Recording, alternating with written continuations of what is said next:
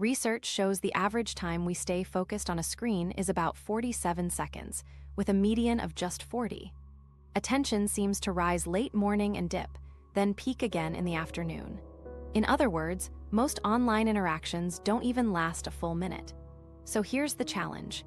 If our attention resets this quickly, how do we actually stay productive long enough to make meaningful progress? This masterclass is about daily systems built for the real environment we live in, where hybrid work blurs boundaries and the average person spends over 2 hours a day on social media. Along the way, I'll even ask you to try a little experiment. Set a timer for 2 minutes right now, open a document, and start typing. Then comment later on what you managed to do. Small actions like these reveal something crucial. Productivity isn't just speed.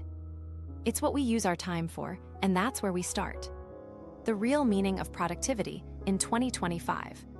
So what does productivity actually mean in 2025? For most people, it still feels like moving faster, knocking out tasks, and crossing off as many boxes as possible. But here's the flaw: activity doesn't necessarily equal progress. The more we try to stretch each day, the more fragmented and noisy our schedules become. Instead of bringing clarity, speed and volume often just create exhaustion. This is the central misunderstanding we need to untangle. Productivity defined as sheer activity doesn't necessarily align with purpose or fulfillment. The way work and life are structured today makes this tension especially visible. Remote work rose dramatically after 2020, and research shows productivity levels in many roles stayed stable or even improved. Yet with that shift, the lines between work and home blurred in ways we're still struggling to manage. Deadlines follow people into their living rooms. Video meetings often stretch late into the evening. Digital platforms keep growing side projects and second jobs. More opportunities keep appearing, but in practice, that means denser schedules and even less separation between personal time and professional demands. Simply optimizing for efficiency isn't enough when the bigger question is whether our time is directed toward what we actually care about. The pressure to constantly appear busy reinforces the problem. Someone packing their calendar with long workdays, social media projects, and networking looks like they embody modern productivity. But once you ask what actually matters to them, the surface cracks show. What fills the calendar rarely reflects what's meaningful. We confuse output with value. That's why so many people describe feeling restless. The energy they invest each day doesn't connect strongly to what they hope in the long run. A simple example makes this concrete. Maya, a student and part-time professional, keeps her calendar color-coded and perfectly organized. On paper, it looks efficient, every hour planned, every task tracked. She manages work, studies, a side shop selling art prints, and a steady stream of calls and meetups. From the outside, she seems productive, but her own reflection tells a different story. Her days feel draining, and she often forgets why she said yes to all those commitments. The lesson is clear. Efficiency without values leads to fragmentation. You can maximize output and still feel unmoored because the activity doesn't connect back to what matters. That brings us to the real reframe. Productivity in 2025 should not mean doing more. It should mean making sure the hours you do spend are aligned with your values. Instead of asking, "How many things did I finish today?" shift the question to, "Did I spend time on something important to me?" That single change in measurement transforms how the day feels. It removes the constant chase to shave minutes from one task or squeeze in another obligation. It emphasizes choosing deliberately, even if that means doing less. This reframing doesn't mean ignoring efficiency tools. They can be useful in clearing friction and reducing wasted energy. But without a core set of values to steer them, those tools only accelerate the drift. They take you faster down whatever path you accidentally step on, regardless of whether it leads anywhere meaningful. A train running at top speed doesn't benefit you if the track is wrong. Purpose, not speed, is what ensures the journey makes sense. And in 2025, the environment makes this grounding even more urgent. Notifications blink and ping throughout the day, algorithms keep surfacing things that demand instant attention, and hustle culture still insists that overcommitment proves worth. If you lack clarity on values, those loud signals win by default. That's why heavy effort often ends in emptiness. It's not about laziness or weakness, but about the absence of alignment. So how do you make this practical? Here's one step to try right away. Choose a core value and use it as a decision filter this week.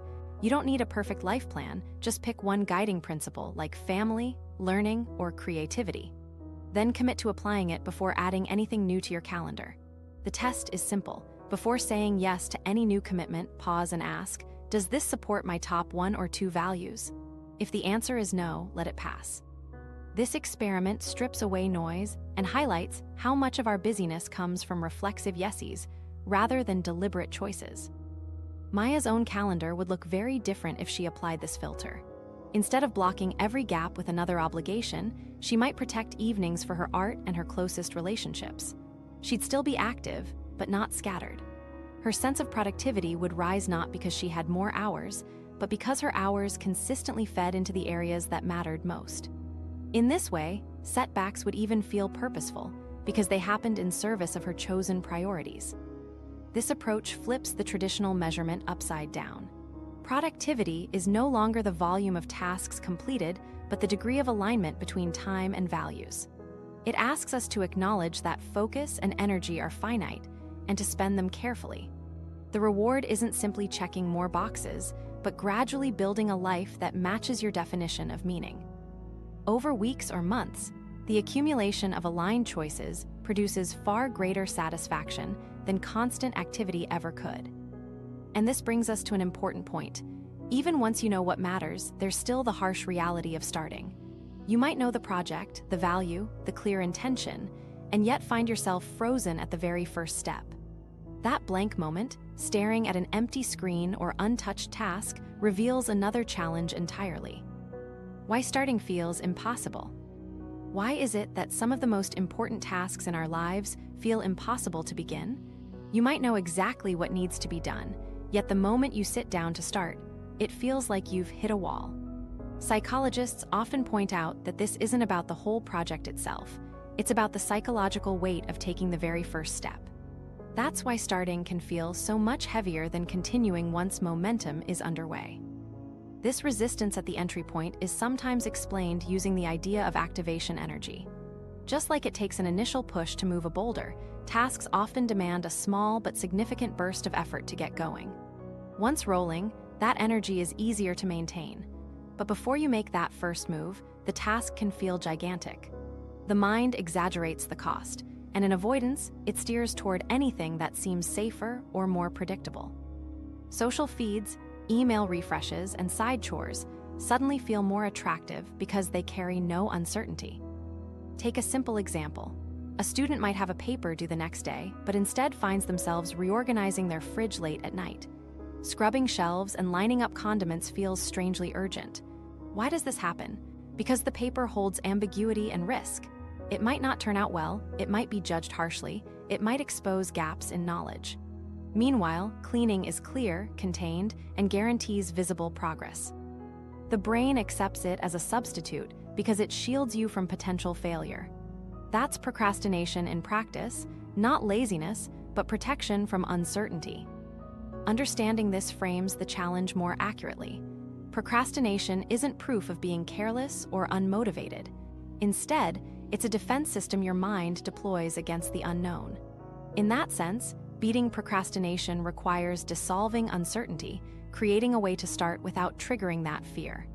Once you've begun, much of the resistance falls away naturally.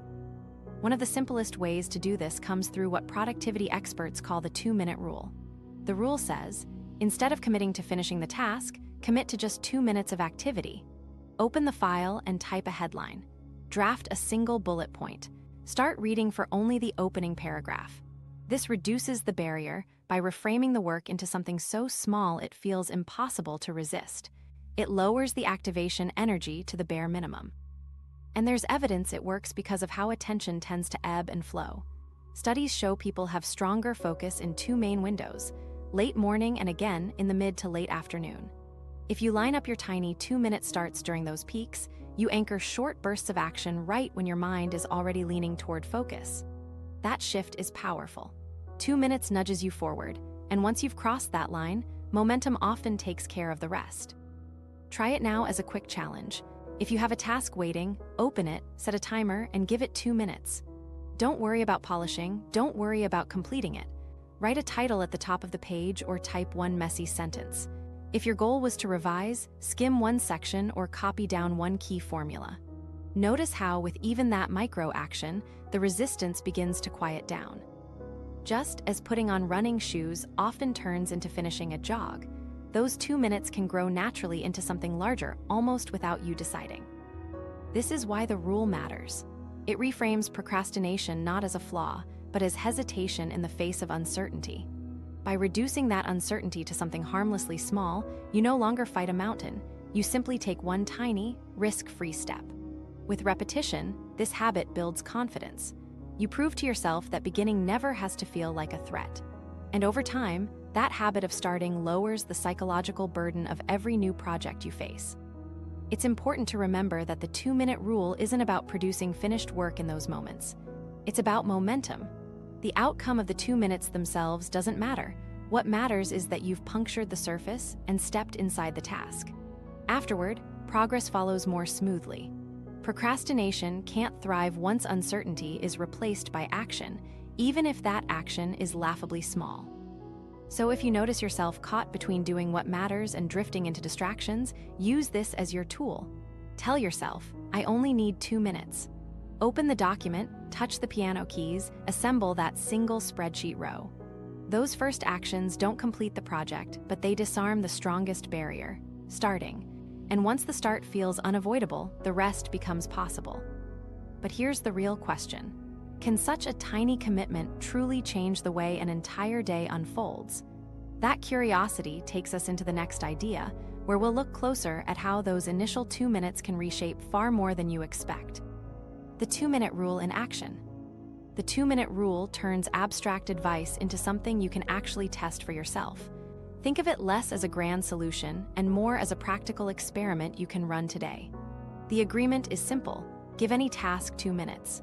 Set a timer, open the document that's waiting on you, and commit only to writing a single sentence or even just a title. When the timer buzzes, you can walk away. The power lies in that permission. Because you're not promising completion, you're stripping away the pressure that makes starting feel so heavy. And if you try this experiment while watching, leave a quick comment about what you managed in your 2 minutes. That feedback loop makes the shift real, not theoretical, and connects you with others who are testing the rule alongside you. Why does this small step matter? Because hesitation at the beginning is where effort collapses. By shrinking the demand down, the brain loses its easiest excuse. You don't need hours of motivation, because the action is small enough to slide into any place in the day. Take the student facing a dreaded 6-page essay. Left alone, that empty page becomes a wall they never approach. But when the goal is just one sentence, the wall turns into a doorway. 2 minutes later, the Word document is open and a line sits at the top of the page. That's all the rule requires. Yet once it's there, the second sentence feels lighter, then a third, then a paragraph. Momentum quietly takes over. The project was never 6 pages to begin with, it was always the first line. This same dynamic plays out across activities. Exercise looks intimidating when you picture a 90-minute gym session, but frame it as 2 minutes of stretching on the floor or one push-up beside your desk and the barrier drops. You can stop there if you like, but almost always, movement creates a flow of its own. A stretch turns into a circuit, a push-up turns into a set. Avoidance loses its grip because the hardest part is already behind you. The fact that you started, no matter how small that start, reshapes what comes next. Consider also how the rule helps disarm perfectionism. Many people delay important work because they imagine starting requires brilliance. They want conditions to be just right, but nobody expects a polished result in 2 minutes. The bar is so low it cancels the demand for perfection. Instead of preparing endlessly, you carve scratches on the surface.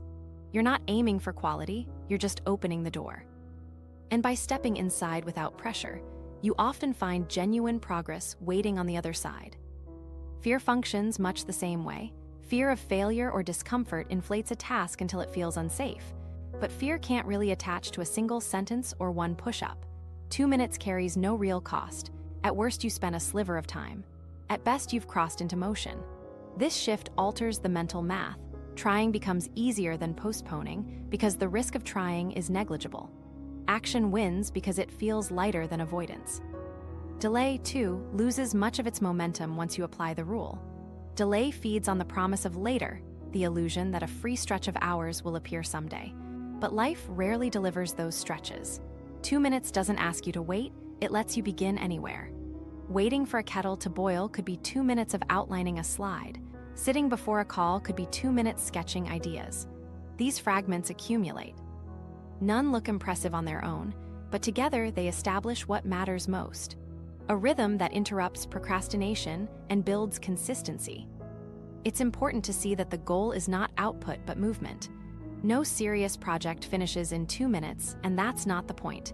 Think of 2 minutes as the shove that gets the train moving. Once you feel that forward pull, riding along feels natural. Without it, you remain stuck on the platform. By prioritizing only the start, you guarantee the current can begin pulling you forward.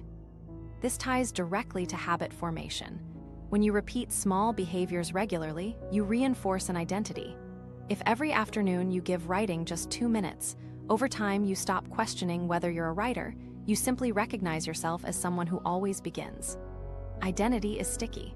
Once you adopt it, you resist the contradiction of doing nothing. You default instead to honoring that image, even if the action is tiny. 2 minutes doesn't just produce progress in the moment, it slowly rewires how you see yourself. Daily routines illustrate this best. Say you dread your inbox flooding each morning. Telling yourself you'll clear it often leads to avoidance because the task feels endless. But promising to check a single message for 2 minutes is lighter. You can stop, guilt-free, after one. But most often, once that barrier falls, you continue. The single check cascades into clearing more without resistance. Again, the value is not how many emails you processed. It's that you bypassed the stall that would have consumed the morning. One subtle key is to preserve the rules optional stop. Knowing you can close the laptop at the 2-minute mark matters because it keeps the brain from resisting. Starting doesn't feel like a trap if you hold the exit in plain view. Ironically, that option makes you less likely to quit. You continue by choice rather than compulsion, which feels lighter and encourages return. If you want to try this and actually succeed, protect those first 2 minutes. Silence notifications, flip your phone to focus mode, or close stray tabs. The start is fragile. Guard it from the little pings and distractions that would hijack it. Later, we'll explore tools that support this more deeply, but even that small barrier against interruption gives your experiment space to work. Now this brings up an extension to the rule. 2 minutes are often enough to begin, but what comes after those first moments? Research on attention patterns shows that humans concentrate in natural rhythms. Gloria Mark's work, for instance, highlights how focus is stronger when structured into dedicated bursts with breaks at natural stopping points. A common version is the Pomodoro technique, 25 minutes on, 5 minutes off. Other studies suggest some people extend this comfortably to 45. The key is not to force marathon sessions, but to ride the attention wave. Pairing your 2-minute entry point with a 25 to 45-minute micro sprint gives the best of both worlds. You begin without resistance, then you sustain focus in a rhythm your brain can handle. So here's a way you can combine both. Start with the 2-minute experiment. Timer, 1 sentence written. If momentum takes over, roll straight into a sprint of 25 minutes. At the end, step away for 5. Then, if you're able, repeat with another sprint. If your energy runs lower, you can shorten sprints to 25. If you're steady, you can extend it closer to 45. Either way, you've built a cycle that starts light and gradually holds more substance, all anchored by the simplicity of those first minutes. When you use the rule like this, days stop feeling like they depend on massive willpower. Instead, they're built out of micro promises you can always keep. Start small, grow naturally, rest at healthy intervals, then begin again. The aim is not instant transformation, but a practice reliable enough that procrastination loses its edge. Even short stretches of action, repeated consistently, accumulate into meaningful progress. And once we see how low-stakes starting creates momentum, it opens the door to another realization. Avoidance itself may have value. That moment when you feel the pull toward distraction is not just wasted energy. Sometimes it carries clues about what your brain is resisting and where to redirect the flow. That's the angle we turn to next. Turning procrastination into advantage. You might think procrastination is always the enemy, but there's another way to read it. As a tool you can redirect to your advantage. The key is not to let it spiral into the usual time sinks, endless scrolling, passive consumption, or rabbit holes of distraction, but to channel it toward actions that reduce resistance for when you finally turn back to the main task. This is where the idea of structured procrastination comes in. Instead of treating the urge to avoid as wasted time, you treat it as energy that can be repurposed into small choices that make the important work easier to handle later. At first, this seems contradictory. Avoidance is supposed to block progress, right? Yet notice how procrastination rarely spreads evenly across all activities. We don't procrastinate brushing our teeth or checking messages from friends. We procrastinate on projects that carry weight, an exam, a report, a pitch, because they demand focus and carry some risk of failure. That hesitation is not random.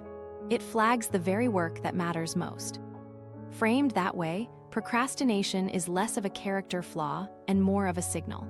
It highlights where your resistance lives, so you can act on it rather than only criticize yourself for it. Structured procrastination takes the signal and makes the detour useful. Instead of sliding into YouTube or social media, you deliberately pick low-resistance tasks that remove clutter around the main problem. When you finally face the project, fewer obstacles remain and momentum has room to take over.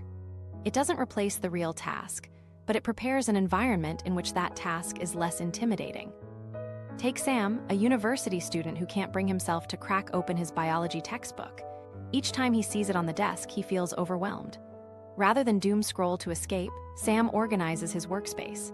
He clears old papers, sets out pens, and even brews tea. This is still procrastination. He hasn't opened the book, but it leaves him with a calm, organized space. By the time Sam does turn to the actual exam prep, he faces less resistance than before. The small structured detour has softened the barrier. This principle works because it lowers external friction. Productivity experts like Ali Abdaal emphasize that success often depends less on willpower, more on design. Reduce distractions in the environment and you raise the odds of focus. If procrastination energy is going to flow somewhere, channel it into that kind of setup work. To make this practical, build yourself a checklist of acceptable structured diversions. Each option should do two things: clear something small and reduce resistance later. For example, tidy your desk or workspace. A clutter-free surface removes one excuse not to start. Collect needed materials. Laying out notes, chargers, or reference books prevents small interruptions. Clear inbox or notifications. A reset frees you from background noise pulling at attention. Prepare a drink or snack. It reduces the temptation to get up mid-task. Organize digital files. Ready-to-use folders or slides mean no hunt for basics later. Every item addresses friction. They don't substitute for the main job, but they erase avoidable barriers so the actual start feels lighter. Notice the difference compared with regular procrastination. Numbing yourself with an hour of TikTok or endless news scrolling doesn't prepare anything. When you return, every obstacle is still there, often bigger because you're now drained of time. Structured procrastination works by redirecting the energy toward preparation instead of pure consumption. That redirection transforms delay into a stage for smoother progress. Let's see how it plays out in a workplace example. A developer hesitates to begin coding a new feature because the requirements feel murky. Instead of scrolling feeds, she answers Slack messages, clears her inbox, and writes a short outline of open questions to bring up later with her team. This is avoidance, but a productive version. By the time she settles into the new feature, digital noise is gone and questions are neatly defined, letting her focus fully. The task hasn't started sooner, but once it starts, it flows more easily. There's also a psychological benefit to this reframing. Finishing small preparatory jobs, whether clearing email or stacking papers, produces quick wins. Those little completions give a mood boost and a sense of competence. Coming back to the main project, you carry momentum from progress instead of guilt from wasted time. The posture shifts from "I'm failing" to "I'm already moving." Procrastination doesn't erase productivity, it rearranges the order in which you arrive at it. Here's a short challenge to make this concrete. The next time you find yourself stuck and hovering over distractions, pause. Instead of opening an app, look at that checklist and choose one preparatory task. Spend just a few minutes on it. Then notice how the main project feels once you return. Drop a line in the comments afterward about what you tried and how it changed your ability to start. That reflection makes the experiment stick and helps others see which diversions worked best. Of course, there's a boundary worth keeping in mind. Structured procrastination only works if the detour tasks genuinely remove friction. If you justify every distraction as recharging or background prep, it becomes a mask for avoidance. The litmus test is simple. Does this action make it easier to face the core task later? If yes, it's useful. If not, it's just distraction packaged as productivity. Keeping that distinction up front ensures the system supports you instead of quietly eating your time. Over the long run, this habit neutralizes shame. Instead of branding yourself lazy every time resistance shows up, you see it as natural. Resistance becomes a signal. I'm anxious about that job. And procrastination becomes a tool. While I hesitate, I can clear the path. That one mental shift transforms stalemates into preparation. Progress doesn't vanish every time attention drifts. It just takes a different route before coming back to center. Over weeks and months, the effect compounds. Procrastination no longer locks you in guilt cycles. You stop wasting energy judging yourself and instead harness that energy for prepping the runway. Which means every avoided start becomes an easier comeback later. Delay remains, but it no longer leaves you stuck in the same place. It quietly sets the stage for progress that feels smoother and less draining. And yet, even with these strategies in place, another tension shows up. You clean the desk, clear the inbox, even structure your delay into preparation, then you still feel flat when you sit down to work. Progress alone doesn't always feel like enough, and that's where another lever comes in. It's not about speed, and it's not about environment. It's about altering the lens you bring to the work itself. That shift is what we'll explore next. Momentum through gratitude shifts. Why does fatigue often land hardest at moments when you're getting things done? You move through the list, clear the inbox, complete your assignments, yet the sense of satisfaction doesn't match the effort.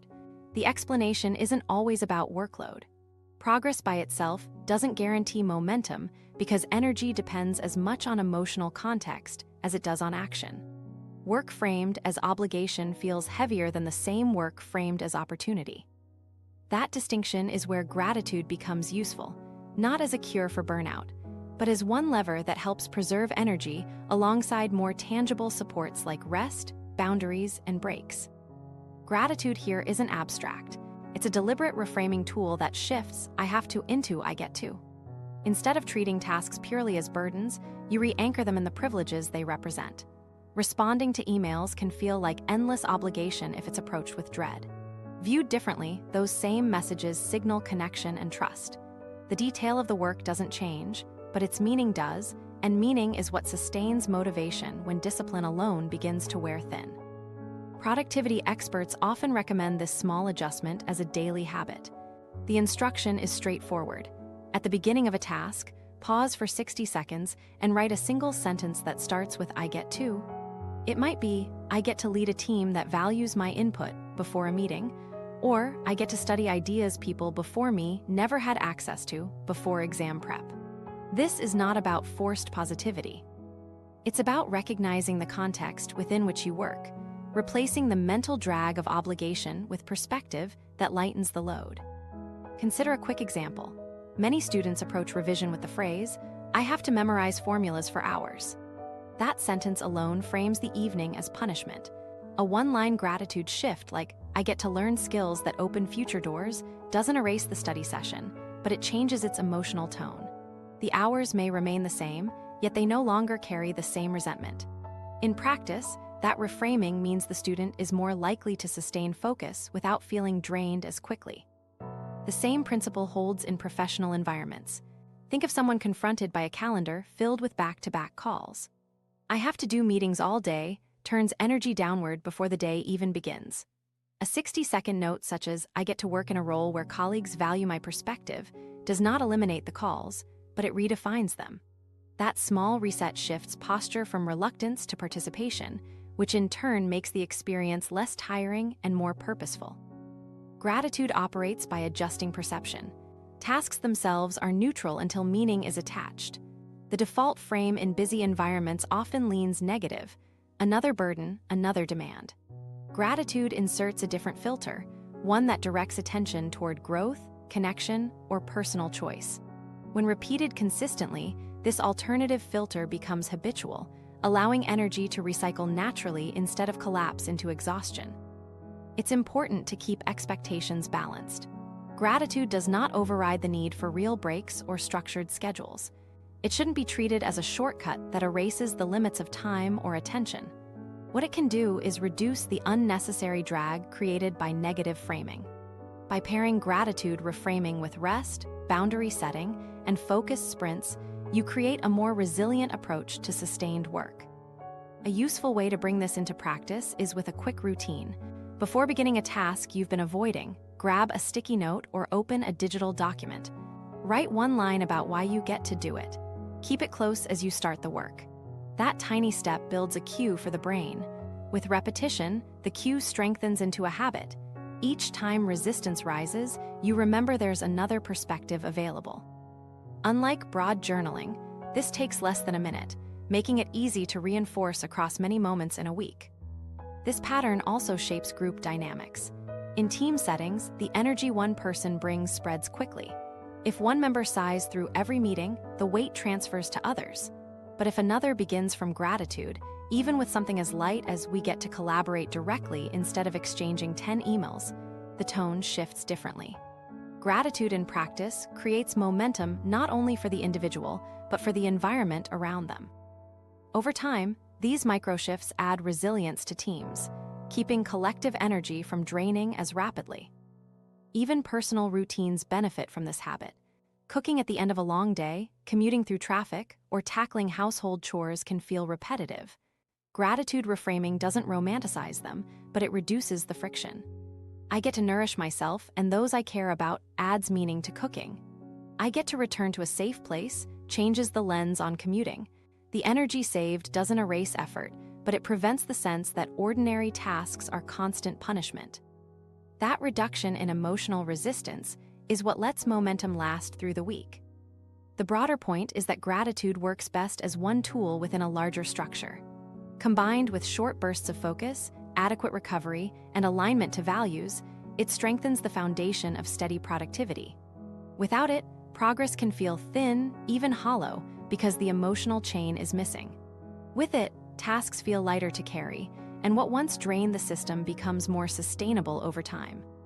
So as you face your next task, set a 1-minute timer for a gratitude note. Remind yourself why you get to do it and keep that line visible as you work. It won't erase challenges, but it will lessen the drag that slows you down. You'll move through tasks with more energy and with fewer dips into resentment, which is often the hidden cause of fatigue. Adopting this shift consistently means you're no longer forced to rely solely on bursts of discipline. Instead, you create a renewable layer of fuel drawn from perspective. And once you begin to soften resistance this way, you're left with a more fundamental question. If gratitude can reframe how you carry your workload, how do you decide which work actually deserves to be carried at all? Value-based decision-making. Making choices about where to put your attention and energy is rarely straightforward. Opportunities pile up, deadlines keep shifting, and every new invitation feels as though it could be important. This is why value-based decision-making is such a critical skill. Instead of trying to maximize everything, it means creating a filter to make deliberate choices that fit with what actually matters to you. Without a filter, saying yes becomes the default. With a filter, you begin to protect your attention as one of your most limited resources. Imagine two people faced with similar offers. The first accepts everything, a new side project, volunteer role, or meeting, because each feels like a potential stepping stone. In the short term, they seem busy and accomplished, but across weeks, the volume of commitments scatters their focus and leaves them drained. By contrast, the second person has clarity on their values. Suppose their primary value is teaching. Each new request is tested against that anchor. Does this allow me to explain, mentor, or help someone learn? If yes, they commit. If not, they decline. Over time, their portfolio looks leaner, but every task connects to a longer thread. The result is consistency, and consistency builds momentum more reliably than scattered activity. This is not about ranking one person as better than another. It is about noticing how decision systems either concentrate or dilute energy. Our environments today are designed to generate near endless incoming requests, from professional opportunities to social platforms nudging us into new collaborations. Relying on instinct alone is not enough. A system gives you a clear way to separate what belongs from what distracts. A useful way to formalize this is through what you could call a quick check filter. Before saying yes, run through 3 simple questions. 1. Does this directly align with one of my top values? 2. Will this move a priority forward within the next 12 weeks? 3. Can this be delegated, delayed, or simplified? These questions don't take more than a few seconds, but they introduce enough pause to prevent automatic commitments. If something fits values, contributes to progress in a reasonable time frame, and isn't better sent elsewhere, it earns a yes. If not, you decline without guilt because the decision is anchored, not arbitrary. The filter reduces hesitation and turns value-based decision-making into something operational, not just theoretical. Consider how this tool works in practice. Suppose someone values creativity and growth, and their short-term priority is a project due in 3 months. A request arrives to join a repetitive committee with weekly meetings. The value alignment is low, the 12-week impact is minimal, and delegation is possible. The answer is easy: the committee does not belong. That clarity saves months of being trapped in commitments that sap energy without feeding core drivers. This is how alignment operates. Each quick no protects future yeses that matter more. Ali Abdaal often stresses a related point in his writing and teaching: the importance of experimenting and quitting quickly when something doesn't connect. We often hesitate to stop because of sunk costs or fear that quitting signals weakness. But much of productivity is about trimming what doesn't fuel intrinsic motivation. One way to apply this is through short, contained experiments. Try a new side project for 4 weeks and run a quick pre-mortem at the start. Here, how this might fail. If at the end of 4 weeks those warning signs appear, you exit. You've gathered data and you quit faster, freeing resources for better opportunities.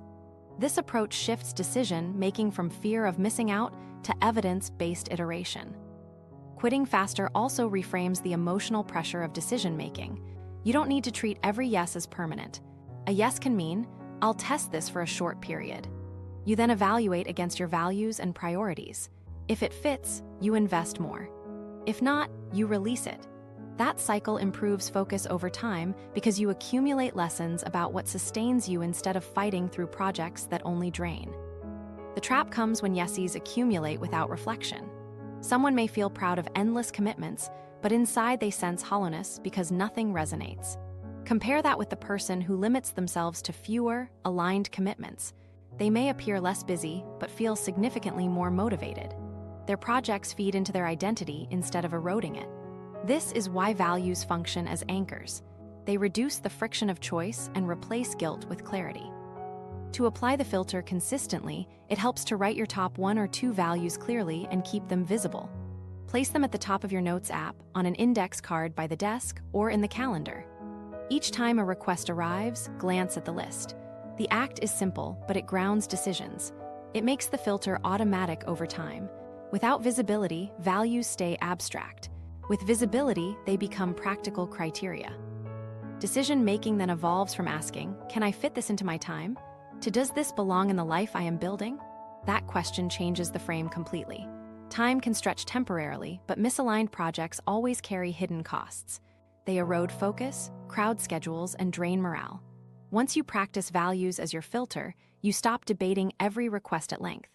Many decisions resolve themselves instantly because the fit is either clear or it is. This also connects back to identity. Every yes is not just a task. It's a small reinforcement of who you are. Aligned yeses strengthen identity, scattered yeses dilute it. When you say yes only to what reflects your values, you build not only projects but reputation. Others notice, and opportunities that come to you start to refine themselves around the identity you consistently project. Instead of chasing dozens of leads, you attract the ones that already match. Values-based decision-making does not erase difficulty, but it replaces confusion with a method. Choice no longer means juggling every offer in fear of missing something. It means choosing with intention, knowing why each yes or no belongs. When practiced consistently, This process preserves focus, reduces guilt, and converts productivity into direction rather than raw speed. To bring this into your own habits, test it this week. Write down 2 values you consider top priorities and use the 3-question filter on any new requests. Say yes only if the answers make sense. For optional projects, experiment with a 4-week trial and evaluate with a pre-mortem. Share observations with someone you trust. These small actions turn values into a daily tool, not a vague principle. As you begin making decisions anchored this way, the noise of constant opportunity quiets. Your calendar grows less crowded, but the work inside it grows more meaningful. That shift feels lighter not because life has fewer inputs, but because the inputs now fit with who you want to be. Alignment gradually compounds, and progress comes from consistency rather than constant acceleration. This sets the stage for a deeper question about how you organize everyday life. Once you've decided what deserves your time, the next step is building daily structures that support those choices without collapsing under impossible standards. Daily routines that actually work. Many people hear about daily routines through polished stories of 5 a.m. wake-ups, ice-cold showers, meditation, and 10K runs before breakfast. These examples are dramatic but misleading. Routines like that work for a handful of people, but most of us can't copy them without eventually collapsing into guilt when real life intervenes. The problem isn't a lack of discipline, it's that rigid, borrowed blueprints crack under normal pressures.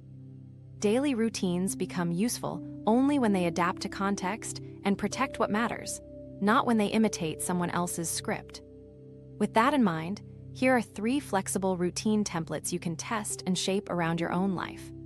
1. The Focus First Schedule. 2 concentrated sprints in your natural morning peak, 1 active break before lunch, and a protected evening block away from work. This setup fits students and professionals who think best early in the day. 2. The Split Day Design. A deep work block in the morning, a midday block reserved for family, networking, or rest, and a smaller sprint in the evening for a side project. Useful for people balancing work with skills they're building outside the main job. 3. The Weekend Catch-Up. Light but protected time blocks on Saturday or Sunday aimed at long-term goals, an essay draft, job applications, or reading. This method keeps weekend hours from dissolving while still leaving plenty of space for rest. You don't have to adopt these exactly. They are frames, not chains. The point is to give shape to your days without requiring impossible precision. Choose one to test over the next 7 days. Notice whether the distribution of focus, recovery, and connection holds up. At the end of the week, make adjustments. This way you treat routines as ongoing experiments rather than judgments about your character. What lies underneath these templates is the principle of protecting blocks of time, not copying sequences. Social media often highlights routines as perfectly choreographed acts, but real productivity is anchored by repeating priorities consistently, even when the order wobbles. A calendar with flexible blocks answers a different question than "Did I wake up at a perfect hour?" Instead it asks, "Did I secure time for what matters today?" The second question is far more sustainable because it removes guilt and leaves room for interruption. One method that ties these blocks together comes from Abdaal, who often talks about choosing a daily highlight, the single most important thing that, if achieved, would make the day feel worthwhile. Instead of scattering effort evenly, you identify one task or activity that has the highest leverage. That highlight is then protected inside a block of time, the way a meeting or exam is protected. This shifts productivity away from reacting to every input and toward shaping days around the one thing that actually counts. Imagine a student facing a pile of assignments, notifications, and part-time work. The overwhelm comes from trying to manage everything with equal weight. If they choose a daily highlight, say, writing the first draft of an essay introduction, and block 2 hours for it in the morning, the highlight gets done before distractions expand. Even if the rest of the day fragments, they finish knowing progress happened where it mattered most. The accumulation of these protected highlights becomes a reliable engine of long-term progress. Using a highlight also guards you against the illusion that adding more tasks equals more achievement. A young professional might pack 10 items into a to-do list, tick off 8, and still end the day with dissatisfaction, because the 2 that remained untouched were the meaningful priorities. Starting each morning by asking, "What's my single highlight?" clarifies which block deserves protection. The highlight doesn't dismiss other tasks. It simply earns a reserved space that resists intrusion. Templates and highlights work best when they meet the realities of modern schedules.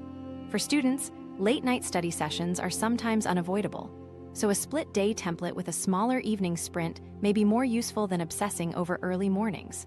For professionals, calendars often swell with unpredictable meetings, which makes weekend catch-up blocks vital for protecting long-form progress. These choices aren't correct or incorrect. They're fit-for-purpose designs. You prove they're fit through trial, not imagination. Routines shaped this way avoid two traps: rigidity and drift. Rigidity breaks because life changes, while drift wastes hours through lack of boundaries. Balance sits between these extremes. Time blocks give structure without over-policing. A daily highlight inside those blocks ensures the most important task receives full attention. Experimenting for a week makes the feedback loop short enough that you adjust before discouragement grows. Feedback, not perfection, is what builds long-term rhythm. Notice also how values reappear here. If health is a declared value, then your template must always contain a block for movement. Even a short walk qualifies, but it cannot be erased without consequence. If relationships are a core value, then the evening block for connection becomes as mandatory as any job responsibility. Templates become meaningful not because they are efficient, but because they encode values into daily rhythm. This makes routines not a performance for viewers, but reinforcement of identity. There's another effect of approaching routines experimentally.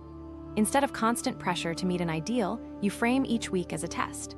Some weeks succeed, some fail, but every week teaches you more. That learning curve feeds resilience because the system is designed to bend without breaking. Students who experience fluctuating energy, professionals working across time zones, or anyone juggling unpredictable pulls, each benefits more from flexible blocks and highlights than from a single fixed routine. Where people often slip is in trying to maintain every block with equal weight across every day. But spreading energy evenly dilutes attention. Protecting three categories, focus, movement, and connection, is usually enough. Inside those categories, the highlight automatically becomes the non-negotiable. You accept that not every block will be full every day, but you also accept that the highlight remains intact. That hierarchy keeps productivity aligned without demanding perfection. To try this in your own schedule, pick one template, focus first, split day, or weekend catch up. Write down tomorrow's highlight. Then block the time directly in your calendar. Treat that block with the same seriousness you give an exam or workplace deadline. If life pushes the block elsewhere, move it but do not erase it. After 7 days, look back at how many highlights were accomplished and what adjustments the template needs. This cycle matters more than executing anything flawlessly. Once you practice protecting blocks and anchoring highlights, each day carries more shape. Energy spreads more predictably, guilt lessens, and progress no longer depends on unsustainable extremes.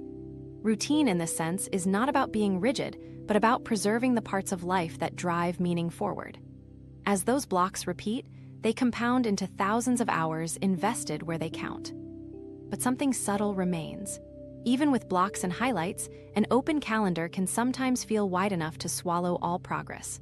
Too much freedom, without further division, risks turning into paralysis, the sense that you had all day and ended with nothing to show for it. That challenge opens toward our next focus, the role of time blocking and structured micro sprints in keeping free hours from slipping away. Time blocking and micro sprints.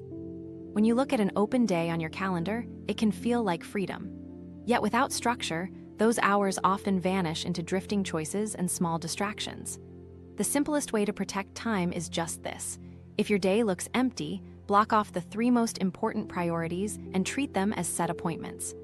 Once those anchors exist, the rest of the day can flow around them without dissolving into indecision. Time blocking makes this possible by assigning clear hours to clear actions. Instead of writing, study biology. You mark 9 a.m. to 10:30 a.m. precisely for reviewing chapters 3 and 4. Instead of waiting to see when you'll get some exercise, you schedule it at 6 p.m. as firmly as a call with your manager. This isn't about rigidity, it's about converting intention into a real appointment. The difference between a vague commitment and a time block is the difference between a wish and an action. Think of it like having markers on a map. Without them, you spend energy deciding which way to walk each time you reach an intersection. With them, you know the route before the journey begins. Blocks in your calendar work similarly. They don't eliminate flexibility, you can move them if plans change, but they stop you from aimlessly drifting into the path of least resistance. And when that path is endless scrolling or random side chores, protected blocks become the safeguard. But a calendar block on its own can still feel too heavy, especially if it stretches over hours. This is where micro-sprints, short, contained sessions of focused work fit in. Research led by Gloria Mark shows that modern attention is fragile, but also cyclical. People focus hardest during late morning and again mid to late afternoon, and breaks at natural stopping points help preserve energy over longer stretches. Instead of expecting endless concentration, build your blocks from focused sprints of 25-45 minutes followed by short resets. The Pomodoro approach of 25 minutes on and 5 minutes off is a useful baseline, but if your focus feels strong, you might extend to 40 or 45 before taking a break. Imagine you have a 3-hour afternoon block reserved for exam prep. Trying to grind through all 180 minutes without pause is almost guaranteed to fail. But if you split the block into 4 sprints, each with a clear, achievable goal like finishing one reading section or solving a set of practice problems, you know exactly what to do in each interval. After every sprint, you stand, stretch, or take a few minutes to reset. Instead of exhaustion swallowing the session, each restart brings back clarity. The rhythm of focus and release lets you make longer stretches of work sustainable.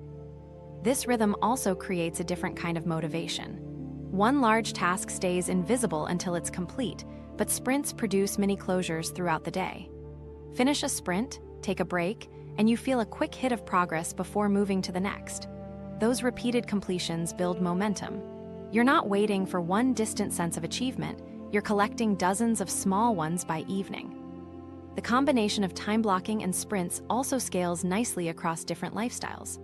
A student can line up 90-minute morning blocks for essay drafting, built from 3 Pomodoro cycles. A parent might have only short segments between school pickups, where even 2 25-minute bursts matter. An engineer can protect a 2-hour deep work block away from back-to-back meetings, filling it with 40-minute sprints around natural pauses.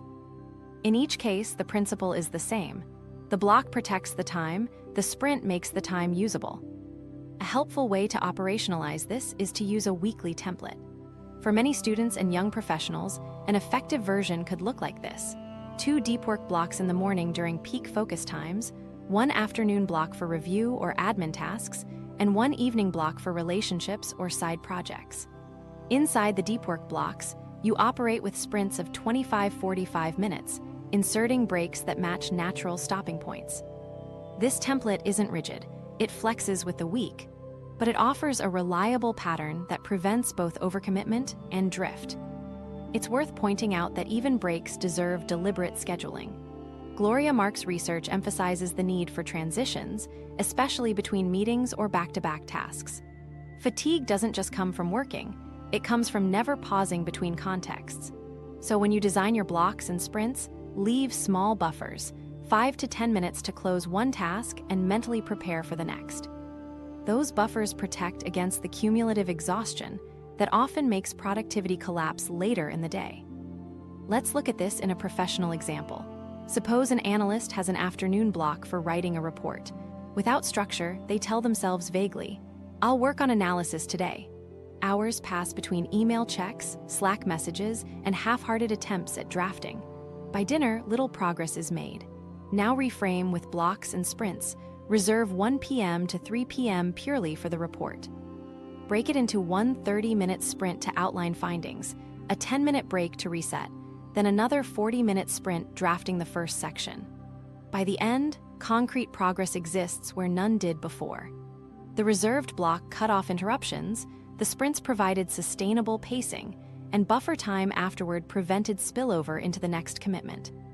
Momentum builds when these practices stack up over time. Protecting top priorities in visible calendar blocks prevents days from drifting away. Working inside sprints keeps focus sharp without demanding unrealistic concentration spans. And short transitions stop fatigue from accumulating invisibly across the week. These aren't tricks for squeezing in more hours. They're practical designs for ensuring that the hours you already have matter more. If you try this, start small. Choose tomorrow's 3 most important tasks, block time for each, and pair the deep work blocks with 25-45-minute sprints. Leave 5-10 minutes as transition points so tasks don't bleed into each other. At the end of the day, note how much progress you made compared to when the same hours were left open. Even one experiment shows how different a day feels when it's mapped intentionally. Days are shaped most by the presence or absence of structure. With nothing marked, distraction wins by default. With blocks and sprints in place, attention is guided and energy is preserved. This approach doesn't require advanced tools or overwhelming tracking. A simple calendar, a timer, and 3 protected blocks can already transform how much gets done. Still, designing the structure is only part of the equation. The environment you work in can either protect that structure or constantly threaten to break it. And in most people's lives, the single strongest factor pulling attention away isn't hours or willpower. It's sitting right in their pocket. Digital tools that boost focus. Digital tools designed for focus can feel like a contradiction. They live on the very devices most likely to scatter attention, yet used deliberately, they can lighten the load that drains energy. Instead of trying to install everything at once, the real value comes from choosing one tool that addresses your biggest friction. That tighter approach avoids overwhelm and makes the change stick. Start with the problem most people complain about: losing hours to distractions. If background data shows your screen time piling up through notifications and constant switching, rescue time or stay focused can help. Rescue time tracks exactly where time is spent, showing whether your day is shaped by deep work or drifting. Stay focused and its Chrome alternative strict workflow take another angle, adding limits or hard blocks to the sites pulling you in. Both confront the same issue. Distraction left invisible keeps growing, but distraction measured and blocked loses its grip. Another pain point people raise is the stress of calendar overload. Even if you know what matters, deciding when to do it eats away at attention. Tools like Reclaim or Motion respond to this directly. Reclaim works like a defender of personal habits. It automatically protects time for practices you set, like exercise or writing, so meetings stop filling every gap. Motion, on the other hand, looks across your obligations and auto-reshuffles them into optimized time blocks based on shifting priorities. One prevents erosion of commitments, the other absorbs constant change. Both cut down the mental friction of organizing, leaving more energy for the focus itself. Meetings are another hidden leak. Many people spend hours every week half listening and half scribbling notes while valuable points slip away. This can be solved with tools like Otter or Fireflies. They transcribe, summarize, and organize conversations so you can reclaim attention during the call rather than multitasking badly. The result: you remain fully present when it matters and still walk away with organized notes. This removes one of the most common after-meeting drains: rewriting your own rushed sentences into something you can use later. Repetition is an overlooked barrier for focus too. If you burn half an hour every day copying files, sending the same messages, or shifting updates between apps, energy slips away unnoticed. Zapier automates exactly these small but constant actions. It triggers responses across different systems without you touching them. Tasks like moving attachments into a folder or generating updates from a form can happen automatically. Offloading repetitive work reduces the micro distractions that break flow, giving your mind space for the larger projects only you can handle. Creativity and knowledge management also bring friction. Many young professionals or students spend more time organizing their notes than using them. Tools like Descript or Notion AI step into this gap. Descript speeds up content creation by making audio and video editing as simple as editing text. Notion AI brings structure into sprawling notes, distilling long entries into summaries or creating outlines in seconds. Both shorten the lag between idea and execution, so effort is directed where it matters rather than buried under formatting and organization. What ties these app categories together is that each addresses a specific barrier: distraction, scheduling, meeting overload, repetition, or organization. Rather than collecting every tool available, The better method is to pick the single friction that wastes the most energy for you, then apply the tool that fits.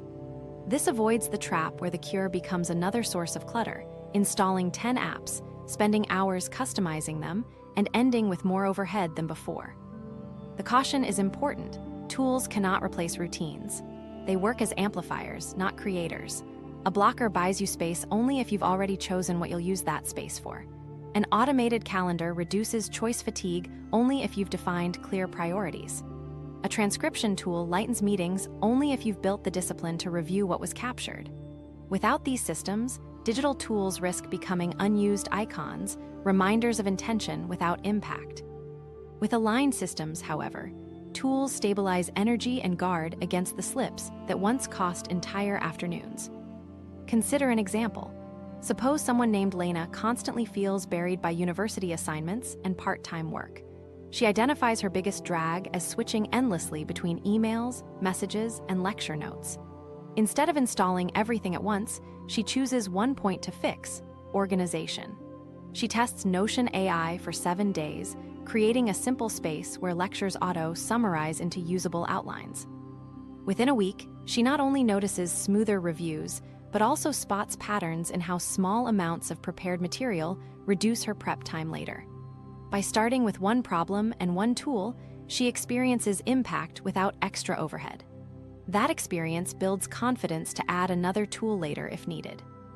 This same principle expands to professional settings.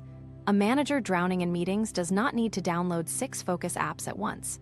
They need one clear change, perhaps auto-handling transcription, which immediately frees up active attention and reduces pressure to capture notes live. The effect is immediate. After 7 days, they see whether the tool genuinely reshaped their routine. If yes, it stays. If not, they move on. The experiment itself is what ensures tools actually work, instead of assuming a long setup will fix productivity overnight. That's the practical step to begin with. Identify one issue that consistently drains your focus. Maybe it's endless scrolling, maybe it's meetings, maybe it's calendar fatigue. Choose the tool from the shortlist that matches the pain point. Then commit to trying it for 7 days. This is short enough to avoid overwhelm, but long enough to test whether it supports your systems. To reinforce accountability, share the outcome publicly, like leaving a comment on how the week went. This closes the loop and turns intention into habit. The reality in 2025 is that digital tools have never been more capable of shaping productive environments. AI can adapt in ways that used to require hours of manual planning. Automation can absorb the background noise that once consumed evenings. Yet these tools deliver only as much as the human systems they extend. View them less as silver bullets and more as small levers. When they connect to your own routines, they make those routines easier to repeat. Consistency then comes not from forcing willpower every day, but from letting structure do more of the work in the background.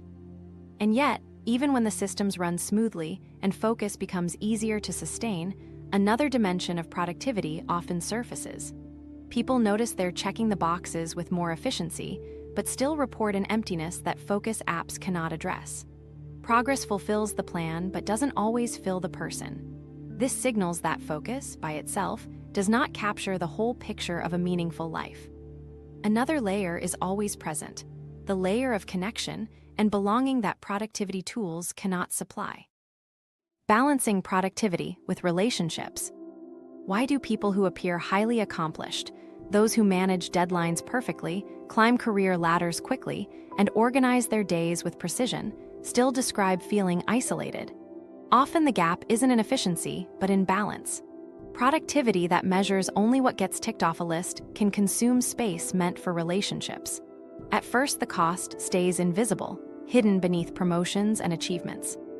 But over time, missing dinners, skipping calls, and repeatedly answering, "I'm too busy," builds into a quiet distance.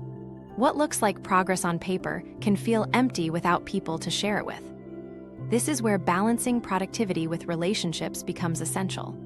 Work and goals matter, but humans also need connection, both to support us in moments of stress and to provide meaning behind what we accomplish.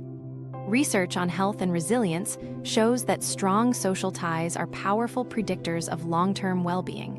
In other words, Prioritizing relationships is not separate from productivity, it actively sustains it. Ignoring that truth risks leaving even your biggest achievements without a foundation to stand on. There are 3 practical ways to protect relationships while aiming for high performance. Each can be applied immediately without designing elaborate systems. First, schedule relationship time as non-negotiable, the same way you would a client meeting or university exam. Waiting to find free time rarely works because tasks always expand to fill available space. A block for a weekly dinner with friends or a Sunday family call should sit in your calendar as firmly as any deadline. If it's written in, it happens.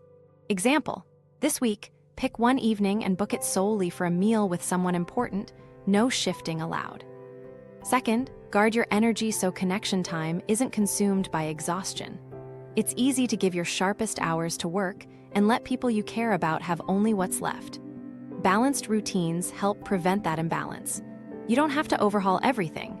Simple habits like pausing work 30 minutes before meeting someone or taking a short walk between commitments preserve energy so you can actually show up present. Example: before logging onto a video call with family, step away from your screen for 5 minutes to reset so you enter the conversation fully engaged rather than drained. Third, create small recurring rituals to keep relationships strong even when schedules are crowded. Big events are helpful, but consistency matters more than scale. A 15-minute check-in call each Friday or sending a quick voice note once a week sustains connection across distance and busy calendars. Example: set a reminder once a week to send a text update or a brief message to someone who matters. Small rituals like these compound into resilience within relationships, even when larger blocks aren't possible. Adjusting routines this way does more than soften loneliness. It directly supports long-term motivation. Think about the boost you feel after laughing with a close friend, or how encouragement from a partner makes a difficult project seem lighter. Those moments recharge energy in ways self-discipline alone cannot. Protecting relationships acts like insurance for motivation. When pressure rises, you have people in your corner reminding you why the effort matters. It also reframes how achievement feels. Imagine 2 people finish the same long project. One closes the laptop, celebrates alone, and quickly moves to the next task. The other calls a friend, shares the news, and celebrates together.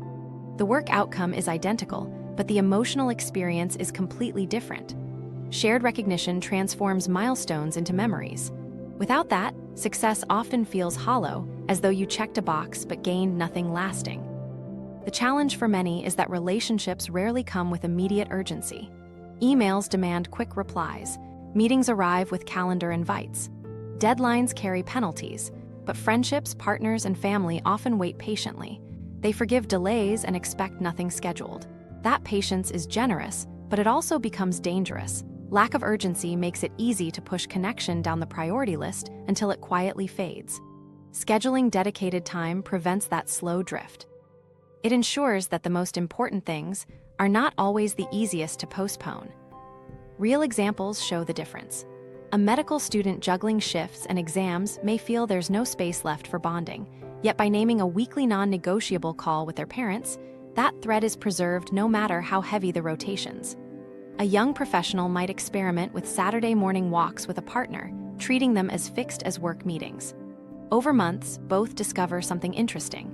Instead of costing progress, those commitments increase resilience. Stress feels lighter and progress continues with steadier energy. Moments of connection often become the exact reason they can keep working so hard. The core principle is simple: productivity that excludes connection is incomplete. Organizing tasks matters, but so does organizing belonging. Creating structures around both ensures one doesn't erase the other. The method doesn't have to be complex. Block social time like a meeting, protect your energy so you can show up to it, and anchor relationships with small rituals when life feels scattered. Together, these prevent productivity from hollowing out the very relationships that make accomplishments meaningful. Here's a quick experiment you can try this week. Open your calendar and schedule one specific block dedicated purely to connection, a call, dinner, or short walk with someone who matters. Treat it as a hard appointment, not something you'll reschedule if work piles up. That small action begins the habit of measuring productivity not only by what you get done, but also by who you experience it with. If you're willing to try, add a comment sharing what block you plan to schedule. It's a simple way to commit and might encourage someone else to do the same. Balancing work with relationships doesn't mean you abandon ambition. It means progress is supported by the people around you instead of competing with them. With repeated practice, relationships and productivity reinforce each other. The stronger the bond, the steadier the motivation, and the easier it is to sustain long-term goals. What looks like a small calendar entry becomes one of the most protective structures you can build. As you begin treating connection not as optional but as essential, the definition of productivity itself shifts. It stops being about volume and speed alone and starts including the people who accompany you. That redefinition is crucial because it places progress in the context of meaning rather than just output. And from there, it becomes clear that the real work isn't trying to cram more hours into the day. It's learning to guard the things worth carrying with you over a lifetime. Productivity isn't about squeezing more tasks into a shrinking day. It's about shaping time around focus, growth, and connection. Tools and tactics only matter if they support those ends. In 2025, people who align their actions with core values and protect consistent focus tend to sustain progress and motivation longer, while others often burn out despite working harder. So here's the experiment. Open a document now, set a 2-minute timer, and write a single headline. If it grows into something useful, hit like. If you stop, comment what blocked you. That feedback helps you and others. And if you want a short weekly experiment-based routine, consider subscribing to join in.